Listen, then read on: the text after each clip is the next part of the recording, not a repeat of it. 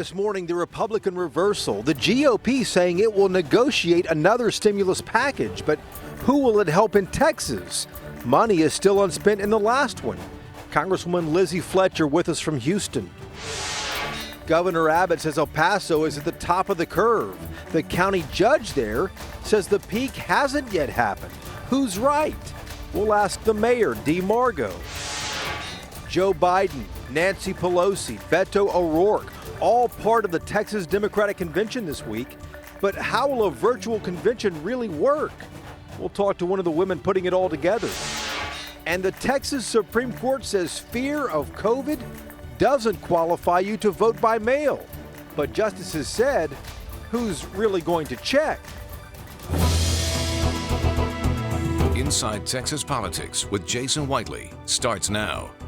Good Sunday morning to you. We are keeping an eye on the civil unrest happening right now and the political response to it. But first, let's get you caught up on some of the biggest things that happened in Texas politics over the last few days. Every city across the state faces a big budget shortfall because of the pandemic, but Dallas City Council said no to looking at a big property tax increase. They had to decide whether to just run the numbers on an 8% tax increase, but council voted overwhelmingly not to even look at those numbers.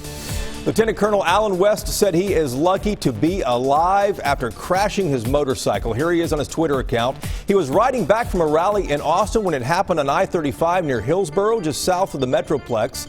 West is running for chairman of the Republican Party of Texas.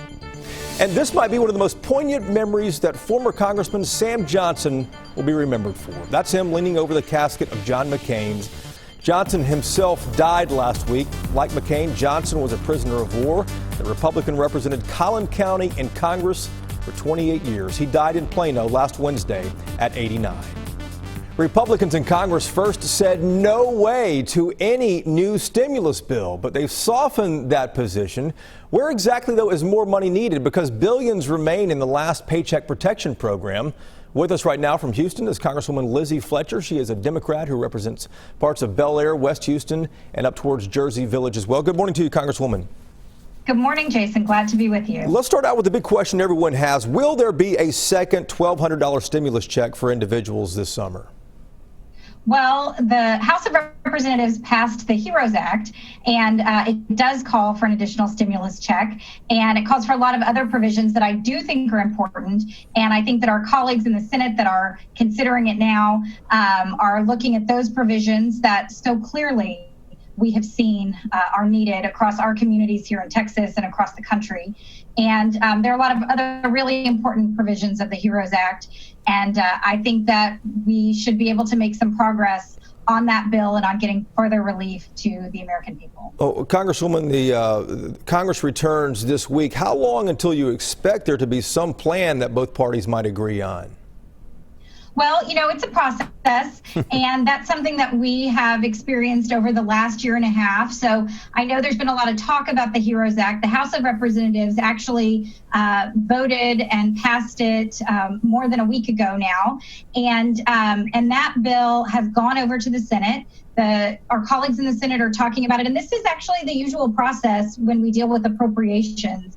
And so we expect that the Senate will come back either with their own version or there'll be a conference between the House and the Senate on the provisions. And the critical provisions of the HEROES Act, I think, are very much something that we need to move on quickly. And so I'm optimistic that as the Senate comes back and does its work, there is bipartisan support for this bill. And I think it's important to know that while there certainly has been pushback, as you mentioned at the beginning of your comments, you know, a bipartisan group of governors from across the country have talked about how important the funding for state and local governments is. It was a bipartisan vote in the House. There were at least one of our Republican colleagues voted in support of the bill, and some of the Democrats voted against it. So you see that there's more discussion to be had, but I think that what we've put forward is a really important framework that addresses the funding needed for state and local government. I do want to ask you more. Funding needed for testing and let me ask you some more about that as well, too. There is still money left over from the last Paycheck Protection Program. Businesses cannot reapply for that. That's part of the rules. They can't reapply for the rest of the year. Should that be changed? Should businesses get another round at this? You're right. That is how things are right now, and that's something we have been talking about in our caucus. That is not changed in the HEROES Act, but it is something that I've heard from my constituents. And I think that's one of the things that we are seeing and talking about. This legislation, both the three major bills that came out of the House and the Senate, bipartisan bills that have been passed and signed into law, have all been really important initiatives that were done fairly quickly in the face of this epidemic across our country and pandemic around the world. And we need to be able to see where we need to continue our work there. And certainly I've heard from businesses here in our community that aren't able to reopen, that they need more flexibility with the funds. So the House actually did pass a bill this week to allow for greater flexibility. And that was the Paycheck Protection Flexibility Act. So we have addressed some concerns. That one remains and is very much a topic of discussion. But as far as an actual second round goes for businesses this year, should that be on the table? Is that something you would support? I think it's definitely something that should be on the table. And of course, we need to see exactly how that would work. Certainly businesses that applied and previously didn't qualify have been asking whether they can apply again. And my understanding is that they absolutely can.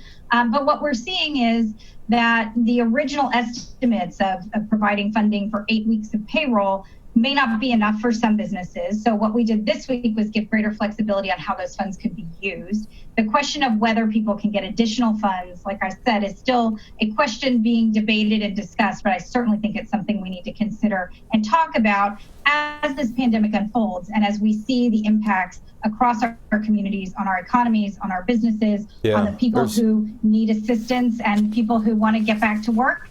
We need to be able to be flexible and see where the programs are working and where we can improve them. There's a lot more to go. Congresswoman Lizzie Fletcher from Houston, thank you for the time. Thanks so much, Jason. Good to be with you. Seems every week now we have a new update on voting by mail in Texas. Last week, the Texas Supreme Court issued its opinion, and this is nuanced. Justices said fear of COVID is not a disability that would qualify you to vote by mail, but here's the catch. The Texas Supreme Court also says election officials have no duty to quiz people about the nature of their disabilities. Ross Ramsey always helps us read between the lines. He's the co-founder and executive editor of the Texas Tribune in Austin. Good morning to you, Ross. Good morning, Jason. How are you? Doing well. So the way I read this, if I'm not comfortable going to vote at a polling place, I can just request a mail, ballot by mail rather, and say I have a disability. Who's going to check? If you do have a disability, you can check that box. If you don't have a disability and you check that box, you're basically lying on a government form. The question is, would anybody check you on it? There are a lot of people that are kind of caught in the middle here. If you have a disease that makes you more susceptible to COVID than someone who doesn't have that disease, you might still be able to check that disability box with some rationale.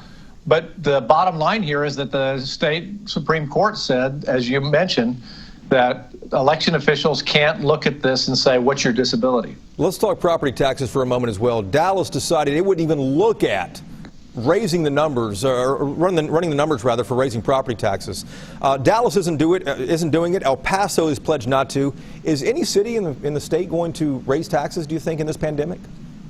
There are a lot of cities out there, and they're losing a bunch of money on sales taxes. Their main two sources of money are property taxes first, sales taxes second.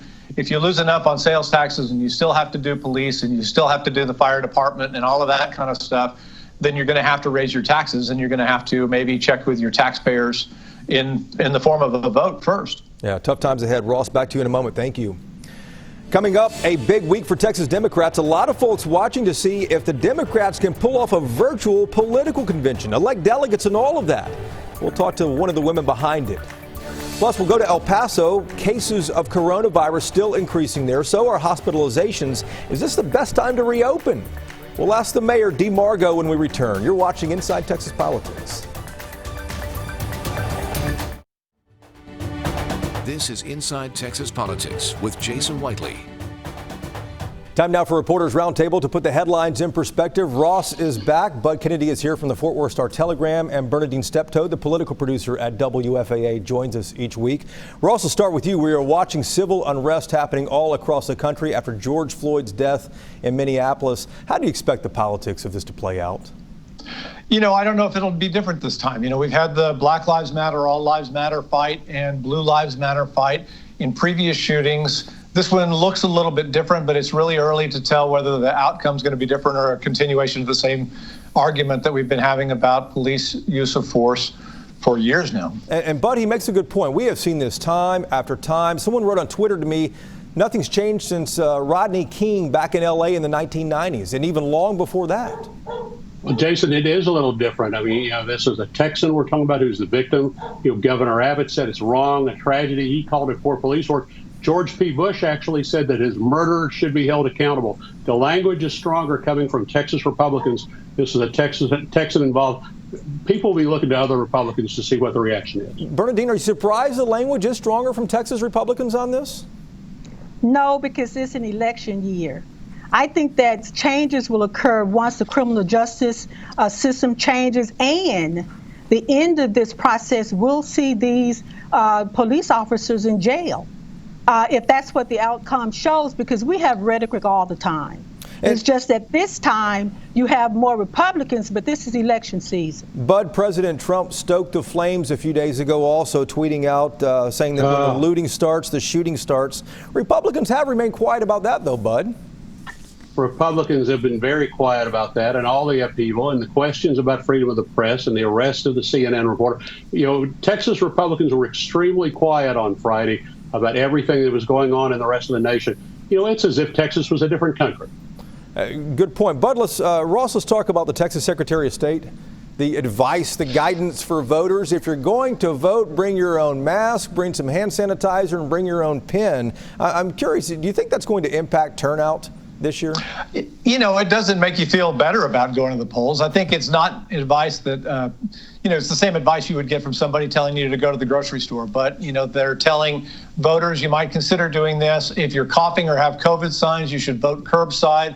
And the election judges might want to wear gloves and masks, they said. It's just, good old COVID advice. Good old COVID advice. Bernadine, what do you think is going to happen to turnout based on that? Well, it depends. Remember, we have until November. And by then, the voters will be used to wearing masks and protecting themselves. But it clearly shows, because the SOS is staffed by Republicans, and it clearly shows that they are worried about coronavirus. But I think that by then, our voters will be used to wearing and protecting themselves. And Bud, I'm sorry, Bernadine. Bud, that's a good point she brings up. Jason, the counties will handle this differently. The Democratic counties will have sanitizer. They'll have, the counties are not even providing a fresh pen or a stylus for you, anything. I bet the Dallas and Harris County provide it all, and Travis, Karen, and some of the Republican counties will say, bring your own. And, and the secretary saying do curbside voting. Hey, did you try to do curbside voting? Have you tried to do curbside voting at a school when school's letting out? That's not going to work in November. That's a good point. So many of the polling places are at schools as well. Guys, we appreciate it. Yes, the schools are out.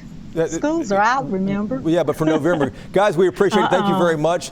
We'll see you again next Sunday on Inside Texas Politics. Hope you have a good week. Take care. We have gotten a lot of response to our last two podcasts, all kinds of interest in how to fight your property tax appraisal. Did you get yours yet? Home values are way up all across the state, and even elected leaders are urging people to protest them in this pandemic. Plus, Americans returning to space on an American rocket. Yes, the launch is in Florida, but remember, these guys live and work in Texas. Their boss, the director of the Johnson Space Center in Houston, gave us the skinny on what's happening behind the scenes. Here's how you can find those last two podcasts. Point your phone's camera at this QR code on your screen. Pause the broadcast if you have to. It will take you to the latest episodes. And remember, we drop new episodes every Tuesday. Last week, we looked at Amarillo, how it delayed reopening by a week because of a surge in coronavirus cases there. The governor said just a few days ago that Potter County, Amarillo, has turned the corner and is okay to reopen. El Paso, though, is the only other city that was asked to delay its reopening. The situation there is a little different, something we talked to the mayor, Dee Margo, about. Mayor, thanks for the time. Let's get right to it here. El Paso reported 8 deaths on Wednesday, and it seems from what I'm looking at, the positive cases of coronavirus and hospitalizations are still increasing. Should the city continue reopening at this point? The coroner's office can take a week or 2 weeks to clarify the death certificate as to the means of death. So we don't get, it's not like it all of a sudden it occurred. We had 8 deaths in one day and they reported it. It doesn't work that way. There's a delay. Right. Some of it could have been at other days. In any event, it's still a tragedy, and I don't want it to be a statistics. Yes, we've had our deaths, but we've also had much more in the way of testing, which is what's causing our positives to go up. And a couple of weeks ago, when I talked to the governor about my concern about us opening up, I asked him what I needed to do to effectuate an official delay if we thought we needed to do that. And he told me I just needed to make a call to him. But secondarily, he also said, why don't we look at this? Let me send in my strike force. This was on a Friday night when I was talking to him. Yeah. So this was a Friday night, and Saturday morning they showed up. So we've been doing well over, since they came in, well over 1,000 tests per day. And we've already exceeded 3% of our population, and we hope to get to 5% before the end of June. Well, yeah, I know 5% is your goal. I want to ask you about the governor. The governor says that El Paso is at the top of the curve. The county judge there says the peak has not yet been reached. Who's right? Well, I don't think anybody has a definitive answer yet on any of this stuff. It's evolving on a day-by-day basis. But the key is, do we have the hospital space in the regular rooms? Do we have the ICU space? And do we have the ventilators if they're needed? And on that response, yes, to all three. And that's obviously the reason that El Paso is continuing to reopen. Bars in El Paso are reopening this weekend. I'm curious, Mayor, are you going out for a drink? I probably will, yes, after being quarantined for as long as we have. Certainly, we have one of the things that's driving this in my discussions with the governor is this balance between our physical health and our economic health. And the bridge between it's our mental health. And right now we have 140,000 El Pasoans being fed at our food banks. We just can't continue that.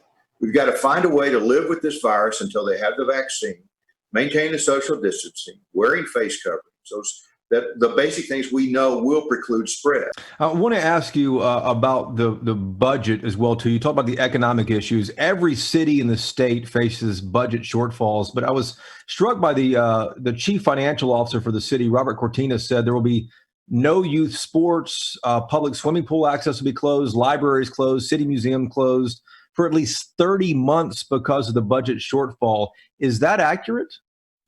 Well, I think that's a worst case scenario. I hope that's not the case.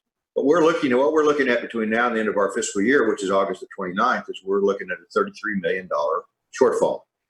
We made up $6 million of that out of our reserves. So it's still about $27 million. The other part of it is that next year we're forecasting about $60 million in our budget. Yeah. We're not in a position to raise taxes. We can't raise taxes. And our property values are significantly lower than other cities, especially Dallas and Fort Worth and the North Texas area, even San Antonio and Austin. We don't have the same values. So we're doubly hit. Plus our economy is primarily middle and small businesses. Mayor, I appreciate the time. Good luck to you guys in El Paso. Thank you. And now to the biggest names in Democratic politics. Joe Biden, Nancy Pelosi, and others are part of the Texas Democratic Convention. It's happening Friday and Saturday of this week, and it's one a lot of folks are keeping an eye on because it will be all virtual, nothing in person. Question is, though, exactly how is this going to work? Brittany Switzer is one of the women behind it. She's the brand director for the Texas Democrats, and she is with us from Austin. Good morning to you, Brittany. Good morning. Thank you for having me. Real business actually happens here at the convention. How will the election of delegates actually happen without there being in person there? Yeah, so we're really excited for our convention show to kick off this week. We'll be bringing panels and speeches to everyone who is watching June 1st through June 6th.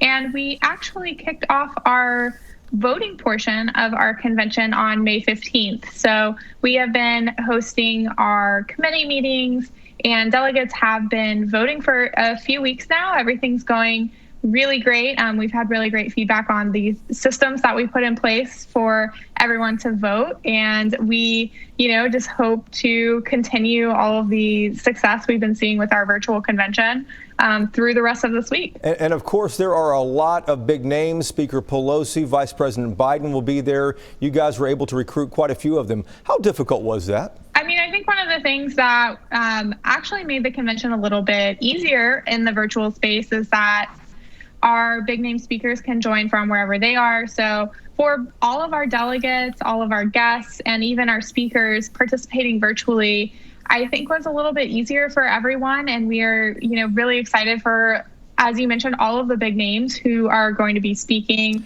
throughout the entire week.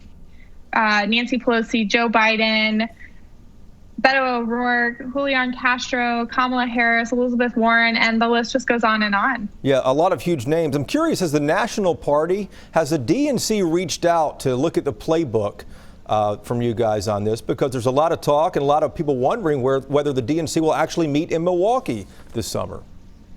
Yeah, we have been talking with both our fellow state parties in other states and the DNC. The DNC helped us set up our virtual voting systems for all of our delegates. And, we've really been pulling from our own personal best practices. We are, kind of an innovator and a leader in the digital and virtual space. I think that can really be seen with this convention that we're putting on right now. But yeah, we have been talking with the DNC. They've been helping us out a lot with our systems, and we hope to share anything we learned with them for the national convention. I appreciate the time and good luck to you guys. Thanks a lot. Take care. The Texas Secretary of State has some advice for Texas voters. Bring your own pin and wear a mask. What will that mean to turnout? Something we'll talk about next on the Roundtable.